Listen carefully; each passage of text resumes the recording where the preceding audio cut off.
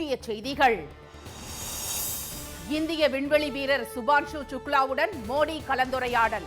விண்வெளி ஆய்வு மாணவர்களுக்கு உத்வேகம் அளித்திருப்பதாக பாராட்டு. பீகாரில் 3 கோடி வாக்காளர்கள் பிறப்பு சான்றிதழை பதிவு செய்ய உத்தரவு. தேர்தல் ஆணையத்தின் திடீர் நடவடிக்கைக்கு எதிர்க்கட்சிகள் கடும் எதிர்ப்பு. ஆதரவற்ற விதவைகள், ஓய்வூதியம் பெறுவோர் குடும்பத்தினருக்கும் மகளிர் உதவித்தொகை. 3 பிரிவினருக்கான நிபந்தனைகளை தளர்த்தி அரசாணை வெளியீடு. தமிழர்களை அடக்க நினைப்போரை ஓரணியில் நின்று எதிர்க்க ஸ்டாலின் அழைப்பு. தமிழின பகைவர்களுக்கும் துணை போகும் துரோகிகளுக்கும் எதிராக திரள அறைகூவல்.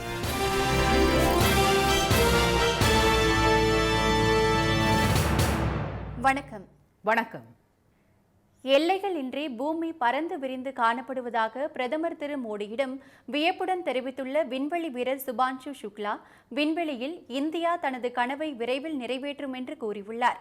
ஆக்சியம் 4 விண்வெளி திட்டத்தின்படி ஸ்பேஸ் எக்ஸ் நிறுவனத்தின் ஃபால்கன் ராக்கெட் மூலம் கடந்த 25ஆம் தேதி சர்வதேச விண்வெளி மையத்திற்கு சுபான்ஷு சுக்லா, ஹங்கேரி, போலந்து, அமெரிக்காவைச் சேர்ந்த 3 விண்வெளி வீரர்கள் சென்றனர். 28 மணி நேர பயணத்திற்கு பிறகு சர்வதேச விண்வெளி மையத்தை அடைந்த இந்த குழு 14 நாட்கள் அங்கே தங்கியிருந்து உணவு தானியங்கள், பாசிகளை வளர்த்தல், நுண்ணிய நீர்வாழ் உயிரினங்கள் வாழ்வதற்கான சாத்தியக்கூறுகள், புவியீர்ப்பு விசையில்லாத சூழலில் மின்னணு கருவிகள் மூலம் உரையாடுதல், விண்வெளி சூழலில் ஊட்டச்சத்து, தாவரங்களின் பாரம்பரிய பண்புகள் எவ்வாறு பாதிக்கப்படுகின்றன என்பன உள்ளிட்ட 60 ஆய்வுகளை மேற்கொள்கிறது. சர்வதேச விண்வெளி மையத்திற்கு சென்ற முதல் இந்திய விண்வெளி வீரர் என்ற வரலாறு படைத்துள்ள சுபான்ஷு சுக்லாவுடன் பிரதமர் திரு மோடி நேற்று கலந்துரையாடினார். அப்போது இந்தியாவில் இருந்து வெகு தொலைவில் இருந்தாலும் இந்தியர்களின் மனதுக்கு மிகவும் நெருக்கமாக உள்ளதாக சுக்லாவுக்கு பாராட்டு தெரிவித்த அவர், இந்த வரலாற்று பயணம் இந்திய விண்வெளி ஆய்வு மாணவர்களிடையே உத்வேகத்தை கூட்டும் என்றார். அப்போது பிரதமரிடம் பூமிக்கு எல்லை என்றும் விண்வெளியில் இருந்து பார்க்கும்போது வரைபடத்தில் உள்ளதை விட இந்தியா மிக அழகாகவும் மிக பெரியதாகவும் தெரிவதாக தமது விண்வெளி பயணம் குறித்து உற்சாகத்துடனும் வியப்புடனும் சுக்லா பகிர்ந்து கொண்டார். இந்திய தேசிய கொடி தனக்கு பின் இருப்பதை குறிப்பிட்ட அவர், சர்வதேச விண்வெளி மையத்தில் இந்தியாவும் கால்பதித்துள்ளதை நினைக்கும் போது உணர்ச்சிகரமாக இருப்பதாக தெரிவித்தார்.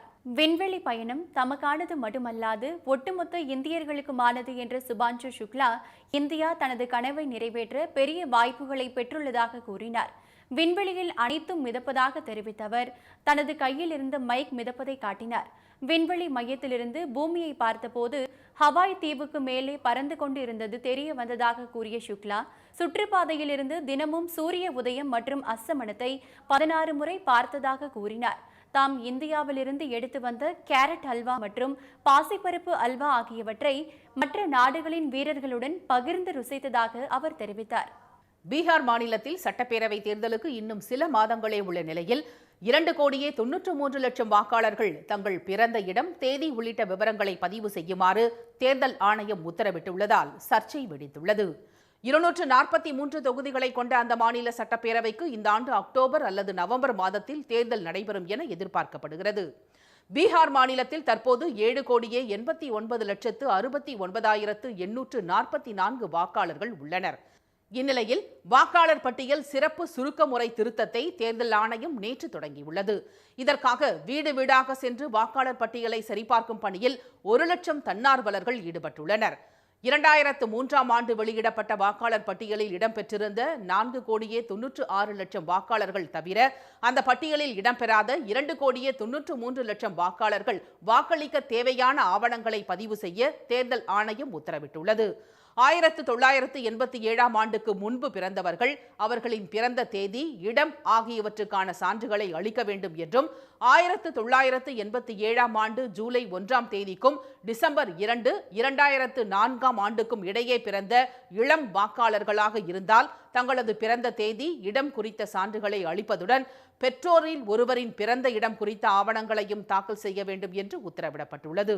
டிசம்பர் 2, 2004ஆம் ஆண்டுக்கு பிறகு பிறந்தவர்கள் தங்களது பிறந்த தேதி, இடம் ஆகியவற்றுடன் பெற்றோர் பிறந்த தேதி, இடம் குறித்த விவரங்களை அளிக்க வேண்டும் என்று தேர்தல் ஆணையம் தெரிவித்துள்ளது. இது இந்திய மக்களுக்கு பெருமைக்குரிய தருணம் என்று கூறியுள்ள தலைமை தேர்தல் ஆணையர் திரு ஞானேஷ்குமார், தேர்தல் ஆணையம் எப்போதும் வாக்காளர்களுடன் இருப்பதாக தெரிவித்துள்ளார். ஆனால் தேர்தல் ஆணையத்தின் இந்த செயல் அரசு இயந்திரத்தை பயன்படுத்தி வாக்காளர்களை ஒதுக்கி வைக்கும் நடவடிக்கை என்று காங்கிரஸ் பொதுச் செயலாளர் திரு கே சி வேணுகோபால் எச்சரித்துள்ளார்.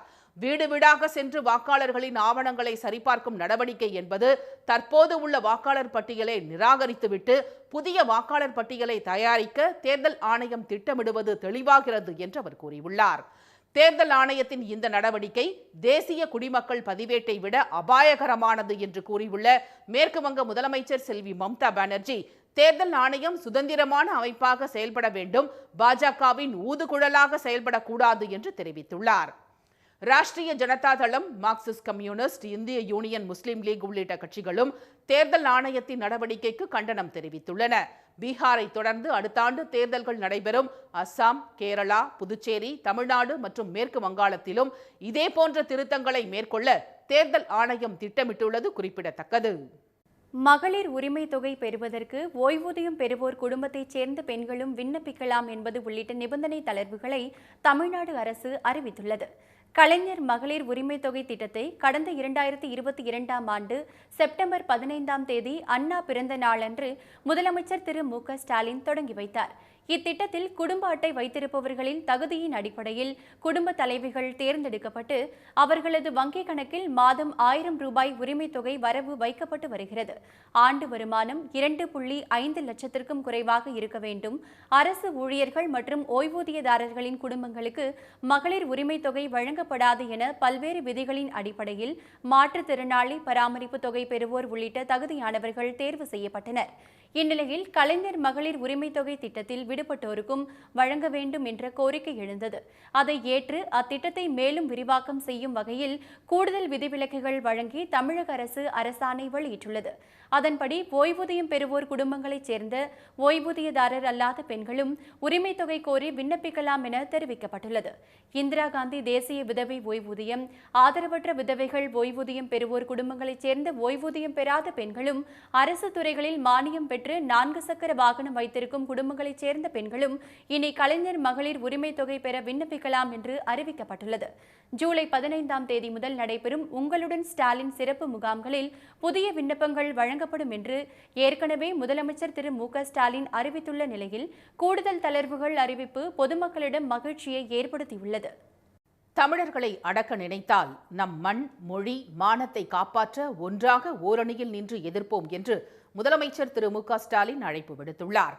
திமுக சார்பில் ஓரணியில் தமிழ்நாடு என்ற பிரச்சார இயக்கம் ஜூலை 1ஆம் தேதி முதல் 15ஆம் தேதி வரை நடைபெறுகிறது.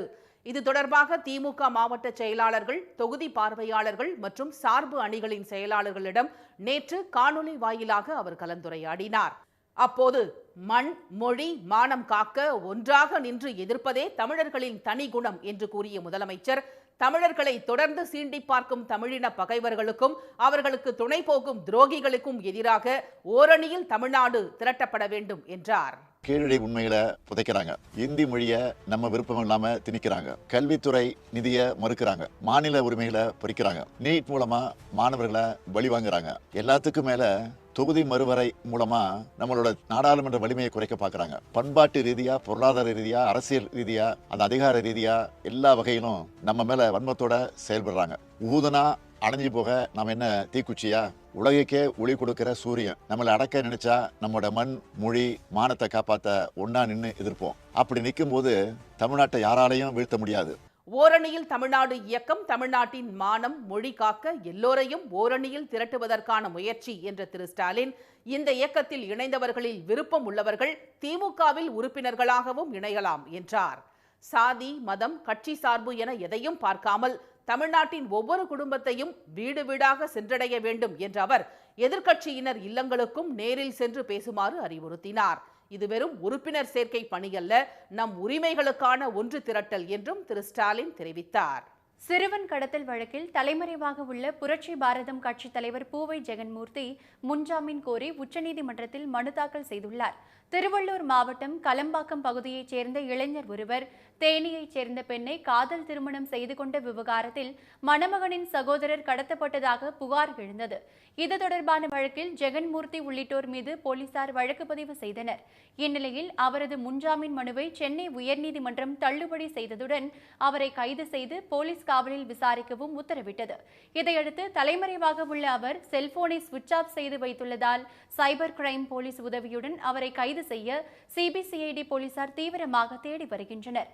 இந்நிலையில் அவர் முன்ஜாமீன் கோரி உச்சநீதிமன்றத்தில் மேல்முறையீட்டு மனு தாக்கல் செய்துள்ளார்.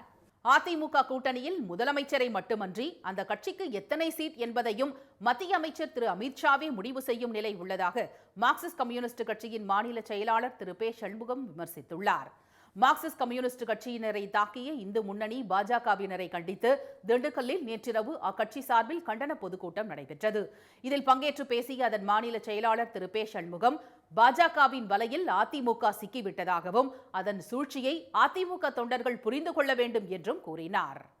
முதல்ல சொன்னீங்க கூட்டணி தான் கூட்டணி ஆட்சி அல்ல, கூட்டணி தான் கூட்டணி ஆட்சி அல்ல அப்படின்னு ஒரு தத்துவ விளக்கமெல்லாம் கொடுத்தீங்க. இப்போ அவங்க சொல்லிட்டாங்க முதலமைச்சரையே நாங்கள் தான் முடிவு பண்ணுவோம். போகிற போக்க பார்த்தா அதிமுகவுக்கு எத்தனை சீட்டுன்னு அமித்ஷா தான் சொல்லுவார் போல இருக்கு. ஆமாம், நிலைமை அப்படி போய்கிட்டு இருக்குது. அதிமுகவுக்கு சரி நீங்கள் ஒரு 50 சீட்டில் நில்லுங்க, மீதி நாங்கள் 180 நாங்கள் தான் நிற்போம் அப்படின்னு அமித்ஷா சொன்னால் ஆச்சரியப்பட வேண்டியதில்லை என்கிற அளவுக்கு நிலைமை ரொம்ப மோசமாக போயிட்டு இருக்கு. மதுரையில் நடைபெற்றது முருக பக்தர்கள் மாநாடு அல்ல, அது மோடி பக்தர்கள் மாநாடு என்று விமர்சித்த திரு பே சண்முகம் 2026 சட்டமன்ற தேர்தலை குறிவைத்து அதனை நடத்தியிருப்பதாக விமர்சித்தார். இதேபோல் திருச்செங்கோட்டில் செய்தியாளர்களை சந்தித்த திராவிடர் கழக தலைவர் திரு கி வீரமணி பாஜகவிடம் சிக்கினால் யாராலும் காப்பாற்ற முடியாது என்பதை அதிமுக உணர்ந்து கொள்ள வேண்டும் என்று கூறினார். அடமானம் வைச்சா மீட்கலாம், ஆனால் இவர்கிட்ட அடமானம் வைக்கிற பொருள் இருக்க அது மீட்டதாக வரலாறே இல்லை. அதுக்கு இந்தியாவில் இருக்கிற இதர மாநிலங்களில் மகாராஷ்டிராவே ஒரு நல்ல உதாரணம். ஆகவே தான் போனவர்களை பார்த்தீங்கன்னா முதல்ல மினுமினுக்கு தெரியும், அப்புறம் அது அடமானம் வர முடியாது, இவர்கள் இருக்கிற இடத்த இல்லை, இவர்களையே விழுங்கி விடுவார்கள். இதுதான் வரலாறாக இருக்கிறது. நாடாளுமன்றத்தில் துணை சபாநாயகரை இதுவரை நியமிக்காமல் இருப்பதே பாஜக எந்த அளவுக்கு ஜனநாயகத்தை காக்கிறது என்பதற்கு நல்லதொரு உதாரணம் என்றும் திரு கி வீரமணி தெரிவித்தார். ஓசூர் வெளிவட்ட சாலையில் போக்குவரத்து நெரிசல் ஏற்பட்டதன் காரணமாக 3 கிலோமீட்டர் தொலைவிற்கு வாகனங்கள் ஊர்ந்து செல்லும் நிலை ஏற்பட்டதால் வாகன ஓட்டிகள் பெரும் அவதிக்கு ஆளானார்கள். கிருஷ்ணகிரி பெங்களூர் தேசிய நெடுஞ்சாலையில் ஓசூர் பேருந்து நிலையம் முன் உள்ள மேம்பாலத்தில் கடந்த 21ஆம் தேதி அரை அடி அளவுக்கு இடைவெளி ஏற்பட்டதால் அதில் வாகனங்கள் செல்வது தடை செய்யப்பட்டது. 3 நாட்களுக்கு பிறகு 2 சக்கர மற்றும் 4 சக்கர வாகனங்கள் போன்ற இலகுரக வாகனங்கள் அனுமதிக்கப்பட்டு வருகின்றன. கிருஷ்ணகிரியில் இருந்து பெங்களூர் செல்லும் கனரக வாகனங்கள் மாற்றுப்பாதையில் சீதாராம் மேடு பகுதியில் வெளிவட்ட சாலையில் திருப்பி விடப்பட்டு உள்ளன. இதனால் அப்பகுதியில் கடுமையான போக்குவரத்து நெரிசல் ஏற்பட்டு 3 கிலோமீட்டர் தொலைவிற்கு வாகனங்கள் மெல்ல மெல்ல ஊர்ந்து செல்லும் நிலை உள்ளது.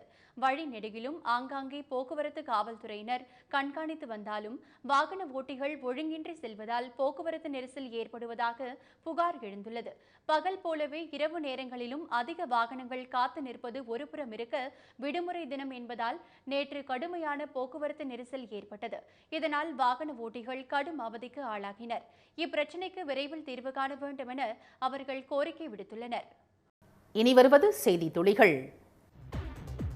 திருவாரூர் மாவட்டத்தில் உரத்தை கூடுதல் விலைக்கு விற்பனை செய்த 36 தனியார் உரக்கடைகளுக்கு தடை விதிக்கப்பட்டுள்ளது. தரச்சான்று பெறாமல் உரம் விற்பனை செய்தது, காலாவதியான மருந்துகளை விற்பனை செய்தது உள்ளிட்டவை சோதனையில் தெரியவந்ததை அடுத்து அந்த கடைகளுக்கு தடை விதித்த அதிகாரிகள் 1 வாரத்திற்கு பின்னர் அனுமதி பெற்று மீண்டும் கடையை திறக்குமாறு அறிவுறுத்தினர்.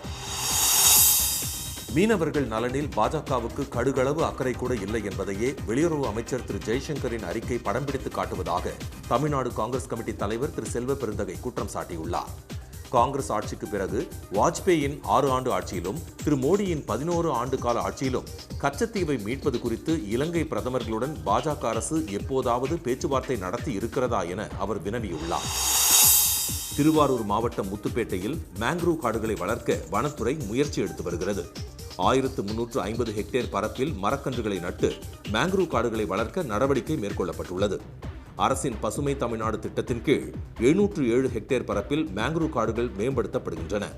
இதற்காக மீன் முள் போன்ற வடிவமைப்பில் கால்வாய்கள் வெட்டப்பட்டு 16 லட்சத்திற்கும் மேற்பட்ட மரக்கன்றுகள் நடப்பட்டுள்ளன. சென்னையில் நடைபெறவுள்ள ஜூனியர் உலகக்கோப்பை ஹாக்கி போட்டிக்கான அட்டவணை வெளியிடப்பட்டுள்ளது. நவம்பர் 28 முதல் டிசம்பர் 10 வரை சென்னை, மதுரையில் ஜூனியர் ஆடவர் உலகக்கோப்பை ஹாக்கி போட்டிகள் நடைபெறும். ஜெர்மனி, தென்னாப்பிரிக்கா, Canada, Ireland, Pakistan, Chile, Switzerland உள்ளிட்ட நாடுகள் பங்கேற்கின்றன. அர்ஜென்டினா, நியூசிலாந்து, ஜப்பான், சீனா, ஸ்பெயின், பெல்ஜியம் ஆகிய நாடுகளும் கலந்து கொள்வதாக அறிவித்துள்ளன. திருமணமாகும் மணப்பெண்கள் தாய், தந்தையர் மற்றும் மாமனார், மாமியாரை மதிக்க கற்றுக்கொள்ள வேண்டும் என்று பாமக பிரமுகர் குடும்ப திருமண விழாவில் தாலி எடுத்துக் கொடுத்து திருமணம் நடத்தி வைத்த பசுமை தாயகம் அமைப்பின் மாநில தலைவர் திருமதி சௌமியா அன்புமணி அறிவுரை வழங்கினார்.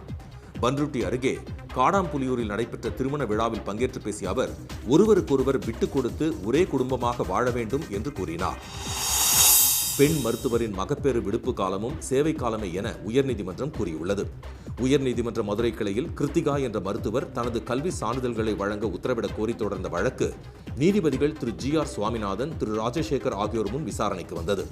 அப்போது மனுதாரர் முதுநிலை படிப்பை முடித்த பின்னர் திட்டக்குடி மருத்துவமனையில் உதவி அறுவை சிகிச்சை மருத்துவராக ஓராண்டு பணியாற்றிய நிலையில் மகப்பேறு விடுப்பில் சென்றதால் சான்றிதழ்களை திரும்ப வழங்க இயலாது என கூறப்பட்டதால் வழக்கு தொடர்ந்துள்ளார் என்று நீதிபதிகள் குறிப்பிட்டனர்.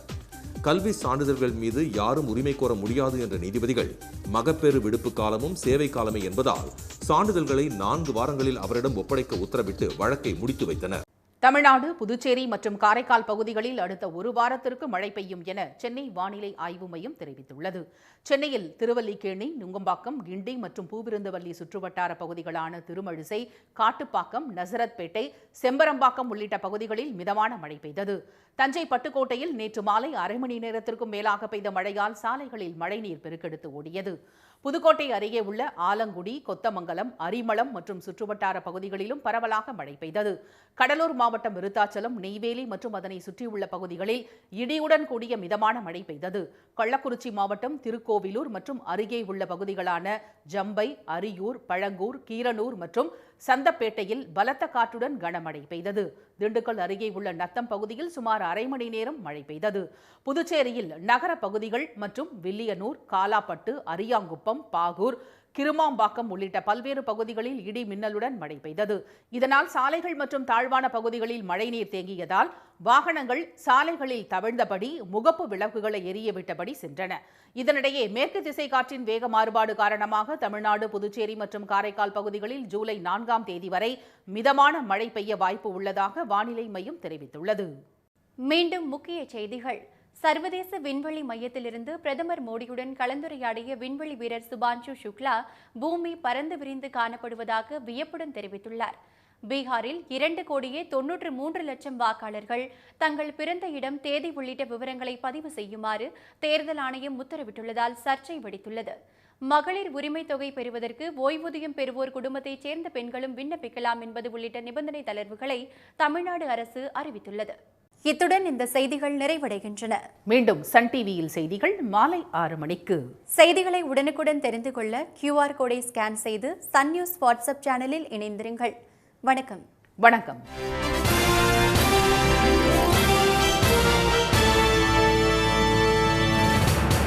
உடனுக்குடன் செய்திகளை தெரிந்து கொள்ள சன் நியூஸ் பெல் ஐகானை கிளிக் பண்ணுங்க.